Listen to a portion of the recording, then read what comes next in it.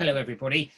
Well, I hope by working through this first interactive workbook and the related activities, you've now got a bit of an idea of what active blended learning is. So what I'd like to do to finish is just perhaps wrap some of these ideas up, just in a way that I've perhaps thought about it over the years, just to give you some additional context. So for me, I've always seen ABL as a bit of what I would class as a spectrum of opportunity. And I can remember showing this type of graph to colleagues at the University of Plymouth way back in 1993 when we were talking about flexible learning. So at one end, we have more traditional face-to-face delivery, and at the other end, we have perhaps more fully online learning.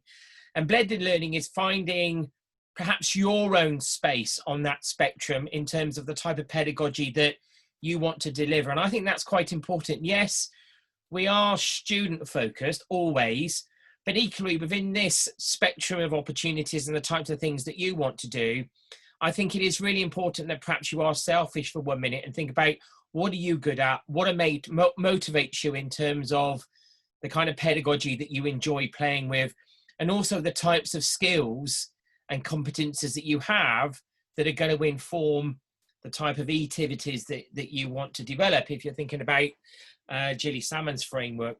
What we do know, and excuse the animation, is that over the last few months or so, this spectrum has definitely taken us towards fully online delivery in terms of the kind of activities online that we need to be developing for students. The good news is, though, is that, and this is something that Mike's mentioned in his first set of training materials, so please go back and view those if you've not looked at them already, is that you can go backwards. We can plan for fully online delivery now.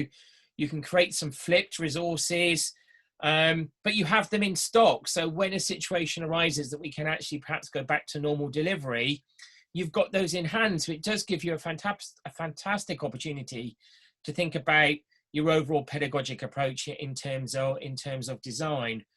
But perhaps just to wrap this up and to add some more thoughts is, when you're thinking about active blended learning, don't reinvent the wheel. My second workbook is about starting planning for active blended learning, and it isn't about starting again. It's looking at what do you think you do well, what works in the sessions, what are the students engaging with, what are the students enjoying, and using that as your starting point. But for anything that you do develop, make sure that you're still constructively aligned, that your activities are supporting the learning outcomes of the module, that they're being effectively delivered against the content of that module as well. And the content is really helping drive the type of activities that you're developing as well, but also making sure that those activities are also supporting the assessment, and the students are guided and they have a very clear idea of how it all actually links together.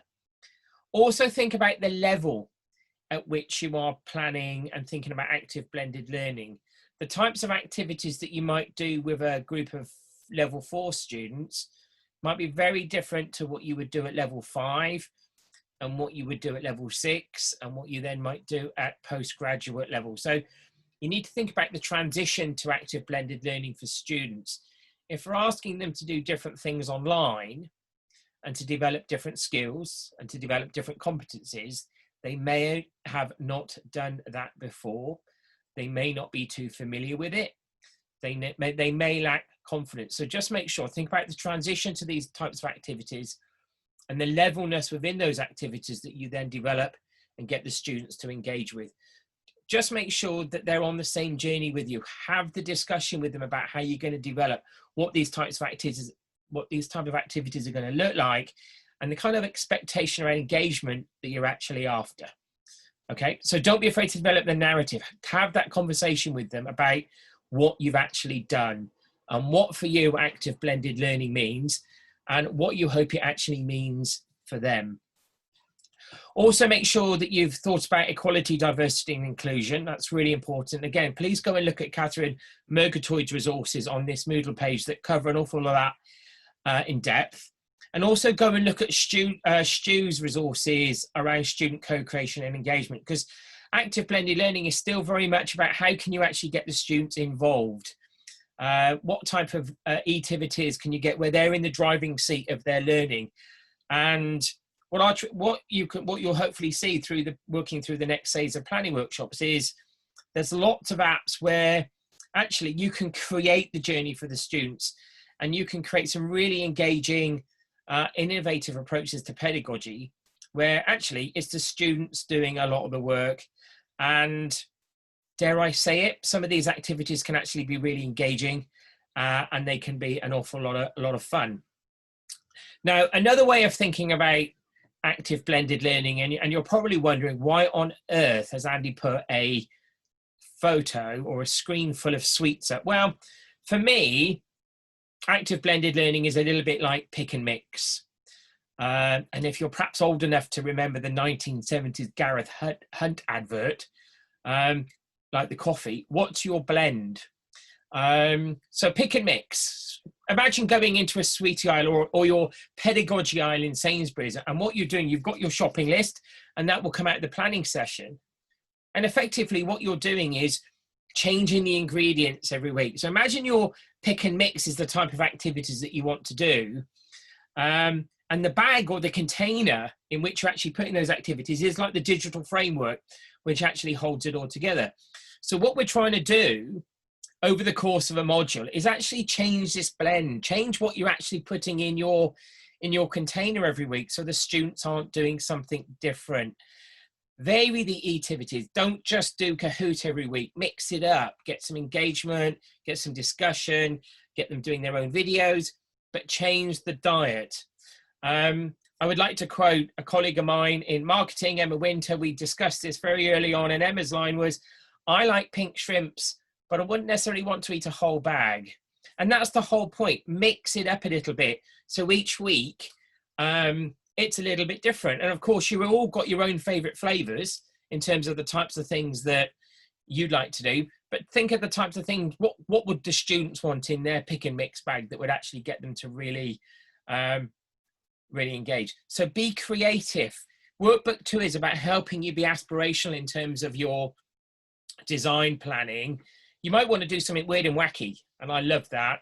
You might not quite know how to get there. Well, that's when you can come and have a conversation with the Act Dev and the TAIL teams, and we can help you turn really wacky ideas into really engaging forms of activity that the students will really engage with.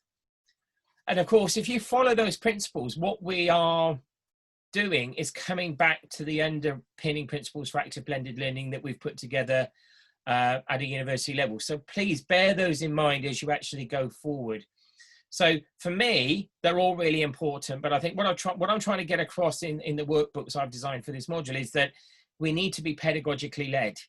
And what you'll find, you know, it's great to go into a sweet shop and there's lots of sweets and lots of tools that you can actually use. But within that kind of context, it's making sure that you're using the right tool for the right job, that it's the most appropriate vehicle for delivery, the most appropriate vehicle for any activity that's going to get the students to engage and to be linked to the learning outcomes and be linked to your delivery and be linked to your assessment. But honestly, there isn't for me a right or wrong answer. It depends on your professional context. It depends on your subject area in terms of what that final blend looks like.